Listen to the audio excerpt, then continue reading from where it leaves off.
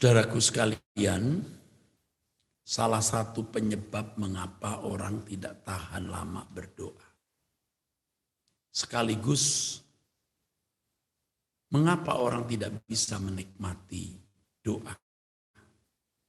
Orang tidak bisa tahan lama berdoa karena tidak menikmatinya. Jadi jenuh.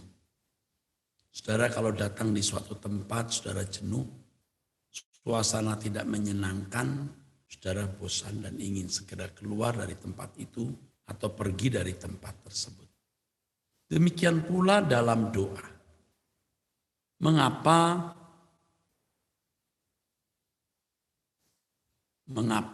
orang tidak tahan lama berdoa? Karena tidak menikmati doa itu. Kenapa tidak bisa menikmati doa?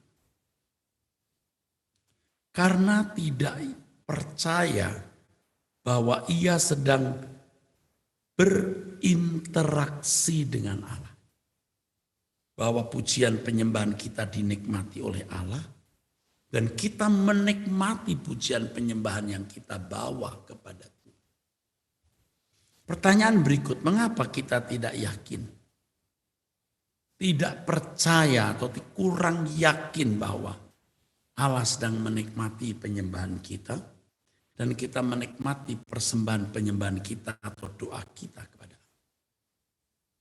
Karena kita tidak berani mempercayai Allah yang tidak kelihatan. Percaya itu tidak menggunakan logika, saudara. Kalau Anda menggunakan logika, saudara pusing, bingung. Di mana Allah, bagaimana Allah, tidak bisa masuk di otak kita. Otak kita hanya segenggam ini, kepalan tangan ini, saudara. Allah tidak terbatas. Kita tidak bisa mengurai Allah dengan pikiran kita. Bagaimana saya menyanyi, dia mendengar. Bagaimana saya datang berdoa, dia memperdulikan aku dan aku benar-benar menghadap dia. Jangan pakai logika, pakai iman. Iman itu mempercayai apa yang tidak kelihatan. Ya. Betul, maka firman Tuhan mengatakan dalam 2 Korintus 5 ayat yang ke-7. Hidup kami itu bukan karena melihat, tetapi karena percaya. Not by sight, but by faith. Bukan dengan mata penglihatan, tapi dengan iman. Mokasoleon makosotiase. Jadi kita harus berani mempercayai Allah tidak kelihatan. Jadi saudara percaya saja, dia ada, dia hidup, dia maha hadir, dia mendengar. Hal ini harus kita terus latihkan di dalam diri kita. Kita latihkan, kita berlatih beriman, saudara. Aku percaya Allah hidup, aku percaya Allah itu ada, aku percaya Allah itu hadir. Jangan saudara pikirkan, bagaimana ya bisa begitu? Tidak usah, percaya saja. Dan kebiasaan melatih iman seperti ini membuat saudara benar-benar bisa meletakkan hatimu di kerajaan Allah atau di hadapan Tuhan. Saudara bisa berkata, Tuhan terpujilah namamu. Dan yakin suara kita sampai ke hadapan Bapa. Itulah cara kita menghormati Allah yang tidak kelihatan. Kalau agama-agama di dunia ini, saudara, mereka berani meyakini iman mereka begitu rupa. Mengapa kita tidak berani? Mereka berani meyakini Allah mereka, dewa mereka, ilah kita begitu rupa. Nah, barangkali ada pembuktian-pembuktian juga karena kuasa bahwa mereka juga bisa mengalami apa yang mereka maknai sebagai kuasa ilah, Allah, dewa yang mereka sembah. Nah, kalau kita percaya Allah kita Allah yang benar, maha besar, yang menciptakan langit dan bumi, saudaraku sekalian, Allah yang hidup, Allah yang berkuasa. Dia maha hadir, saudara. Kita percaya dia hadir, dia ada tanpa kita pikirkan, tanpa kita analisa dengan logika.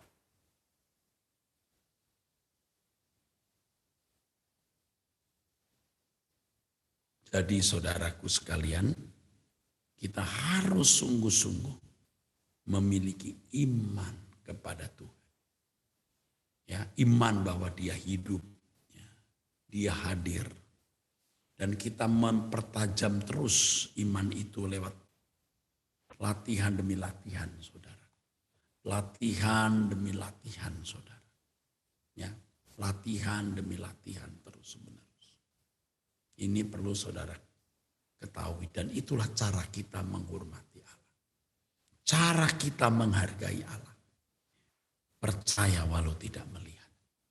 Percaya walau kadang-kadang tidak ada tanda-tanda kehadirannya. Bahkan kadang-kadang Allah seperti tidak ada. Tapi percaya kepadanya.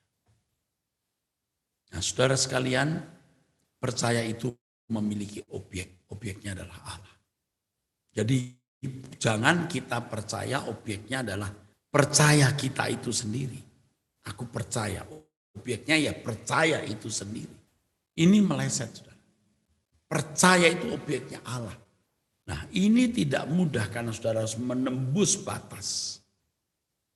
Menembus batas, dan itu lewat pelatihan-pelatihan yang kita lakukan lewat doa, meditasi. Waktu kita doa seakan-akan Tuhan tidak ada, kita tetap mempercayai dia ada. Tengah malam waktu kita bangun, di mana Allah ya? Aku percaya engkau ada, Bapa. Kita menyembah Allah, saudaraku sekalian. Itu yang Tuhan kehendaki, saudara. Itu yang Allah mau. Saya percaya Tuhan hidup, Tuhan berkuasa, Tuhan nyata. Dan saudara harus benar-benar mengalami. Jadi objeknya itu Allah sendiri. Objeknya itu Tuhan. Dan mempercayai Allah yang besar. Itu bukan main-main. Bukan coba-coba. Saya coba percaya ya, sembuh enggak ya. Saya percaya ya kira-kira melakukan hal ini terjadi enggak. Enggak boleh coba-coba. Kalau Anda coba-coba, jangan saudara percaya. Percaya itu 100% mempertaruhkan hidup kita kepada Tuhan. Nah, di sini seseorang harus peka dengan kehendak Allah.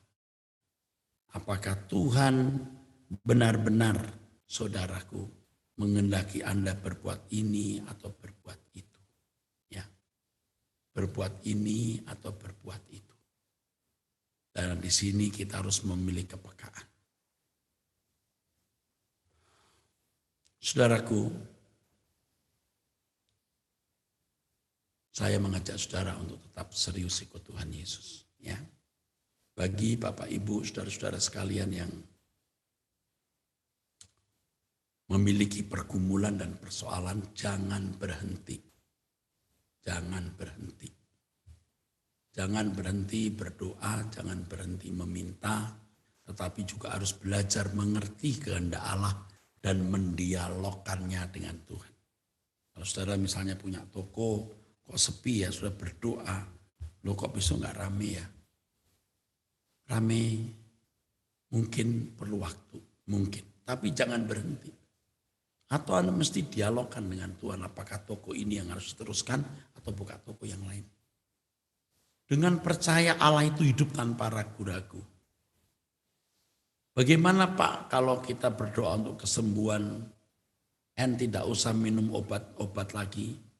Saya turuti dan tidak minum obat darah tinggi. Tapi setelah itu darah tinggi saya naik lagi. Nah, ini ada yang bertanya begitu. Waktu tanggal 3 Pak Eras doa untuk kesembuhan dan tidak usah minum obat-obat lagi. Saya rasanya tidak pernah melarang saudara minum obat ya. Kalau saudara percaya kesembuhan itu terjadi, ya jangan minum obat lagi. Tapi kalau saudara merasa bahwa saudara belum menerima kesembuhan, Tuhan pun memakai obat untuk kesembuhan saudara. Ya. Ada orang yang menyampaikannya kepada saya ya, tentang kesembuhan yang dia peroleh lewat doa. Tentu tidak perlu saya saksikan, saudaraku, nanti saya jadi dukun. Nah, saudara tetap yakin Tuhan akan tolong. Saudara doa untuk darah tinggi ini ada yang bertanya demikian. Tentu setelah saudara berdoa minta kesembuhan, saudara juga harus jaga kesehatan. Jangan setelah saudara berdoa untuk kesembuhan, saudara tahu bahwa makan makanan tertentu akan memicu darah tinggi, saudara makan, ya tidak boleh. Tapi percayalah bahwa saudara jika hidup di dalam kesucian dan kekudusan, punya tekad, niat hidup banyak untuk melayani Tuhan, tidak mungkin mati muda. Tidak mungkin. Tidak mungkin dibuat miskin sampai saudara kekurangan dan jadi beban bagi orang lain. Tuhan mau kita ini sehat. Tuhan mau kita ini diberkati secara materi dan bisa mendukung pekerjaan Allah. Menjadi kerinduan saya bersama dengan saudara. Melalui doa pagi, lewat doa puasa, Tuhan menyatakan kemuliaannya. Pemulihan kesehatan atas saudara-saudara yang sakit, atas anak-anak yang membutuhkan anak kebutuhan khusus, apakah retarded dan lain-lain, apakah cacat dari kecil, apakah memiliki jantung yang kelainan dan lain-lain. Ya, saudara, kita baru mulai 1 bulan setengah, ya, 40 hari belum sampai ya saudaraku ya. Kita akan terus berdoa, terus kita mencari wajah Tuhan. Agar saudara-saudara yang bersama dengan saya doa pagi, doa puasa mengalami mujizat. Jangan mati muda, tidak perlu sakit, tetapi juga harus menjaga kesehatan. Ya. Saudara tahu saya puasa, tapi saya masih olahraga. Ya, saya puasa, saya masih olahraga. Saya olahraga, tadi pun saya masih olahraga.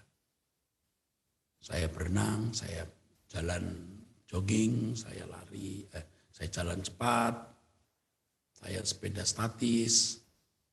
Jangan karena kita percaya mujizat lalu kita tidak olahraga lalu makan sembarangan. Dihidangkan beberapa makanan yang kira-kira ini berbahaya untuk tubuh kita, ya kita tolak. Ya. Saya suka minum kopi, saudara. Saya tidak suka sekali, tapi dalam kondisi puasa perut sering kosong ya menghindari kopi dulu, nanti bisa kena mah dan bisa kena mah, saudara. Nah, ini juga termasuk bagian dari menjaga kesehatan. Ya saudara. Kalau saya makan kok asin ya, wah ini bahaya. Ini bisa darah tinggi saya. Walaupun darah saya cukup 120, 80, kadang 95, 130, 80 misalnya. Itu. Tapi tetap menjaga kesehatan. Kalau saya sudah makan yang terlalu manis, kalau darah tinggi saya naik besoknya, saya periksa begini, wah kok jadi 120 nih, mestinya 108, 106, kok bisa lebih tinggi? Wah, saya mulai tidak minum yang manis lagi. Itu termasuk menjaga kesehatan. Kita percaya mujizat tetapi kita menjaga kesehatan. Bagi Bapak Ibu yang memiliki tekanan darah tinggi, ini bisa karena memang keturunan, bisa karena makanan. Percaya Tuhan bisa menyembuhkan. Tapi ingat, bertanggung jawab menjaga kesehatan. Tuhan menyembuhkan. Setelah itu bertanggung jawablah atas kesehatan, kesembuhan yang Tuhan telah berikan. Baik Bapak Ibu, itu yang saya sampaikan kepada saudara-saudara sekalian. Besok suara kebenaran temanya masih peringatan Tuhan di akhir zaman untuk bagian 3 onsite saudara. Ya. Juga nanti kalau Batak Bermazmur hari Kamis juga onsite. Anda boleh hadir. Oke, angkat tanganmu dan terimalah berkat. Berkat dari Elohim Yahweh dalam nama Tuhan Yesus Kristus turun atas saudara sekalian, menyertai saudara semua saat ini sampai selama-lamanya. Amin. Terpuji nama Tuhan, sampai ketemu besok pagi jam 5.